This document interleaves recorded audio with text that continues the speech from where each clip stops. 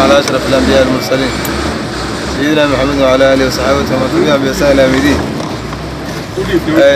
maanta bishu tahay 23 bishii tobnaad 2013 waxa halkan ka wadnaa hawl nadiifin laga nadiifinayo wadada waxyaabaha wadada aan dhisi doonay laamiga halkan aan doonay inaan ka bilowno cabirku qabsaday haday dhir tahay iyo haday markaa tahay barkado haday geerir tahay guri yar yar oo laga dhisay intaba waanu ka kala gareen oo ka saaf garanaysi wadada markaa aanay qalqalo iyo leexleex midna aan u yahay wadadan waxay ka mid tahay saddex wado cusub oo degmada Burco aan ka hirgelin doono wadada Baarsigo ilaa iyo halka la yiraahdo suuqa Gaha la yiraahdo wadada halka mari doonta iyo wadadan oo ah wadada Nasiya Hotel ilaa iyo Jarmalka iskuulkii Technical Institute la oran jiray iyo wadada saddexaad oo iyaduna ka soo degaysa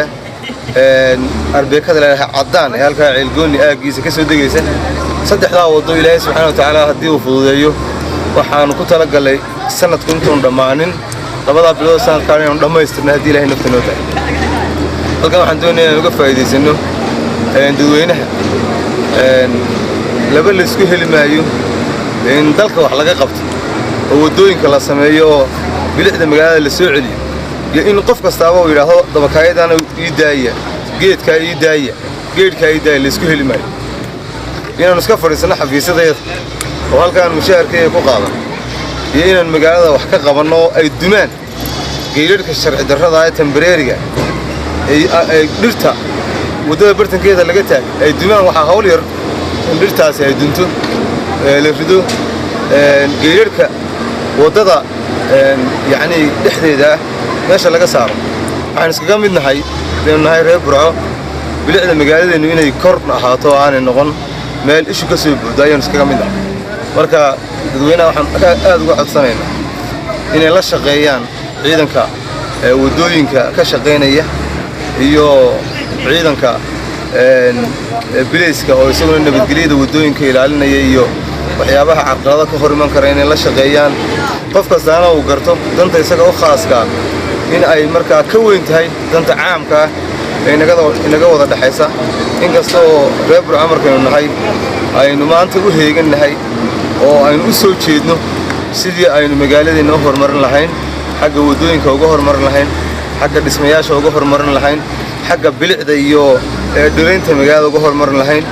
inkasta oo aynu iskaga mid nahay oo u soo jeedno oo u heeganahay oo u guntanay aad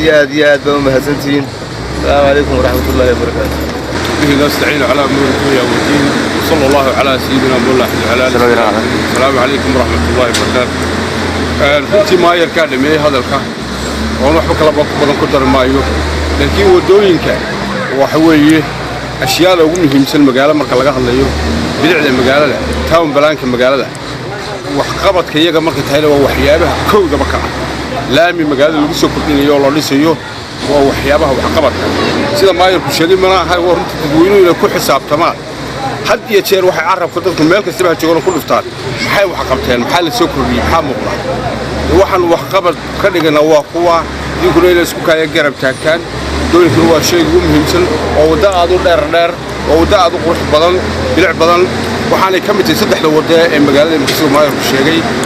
insha Allah ta'ala labada bilood soo socdaan ku daran doono waxaan markaa aad iyo dadka ugu baraarujinayaa inay iskaay garab taagaan oo aanay ku xisaabtamin aqal geed yar laga hor dhisay geed ka hor baxay ay ku xisaabtamaan waxa ka weyn ee maanta u soo dadku qosliyo baa mushtaray maanta wada noqonayo guryaha xaafadaha marka laami laga hor dhiso baqaaro supermarket qurux magaalada dhinac walba ka soo kordhinaya ka waxa leeyahay dadweynuhu iyaguna halka ku farxi lahayn ku soo dhaweyn lahayn waa waxyaabaha nagu la xisaabtami lahayn wax qabad maxay qabteen waa kam السلام عليكم ورحمة الله وبركاته.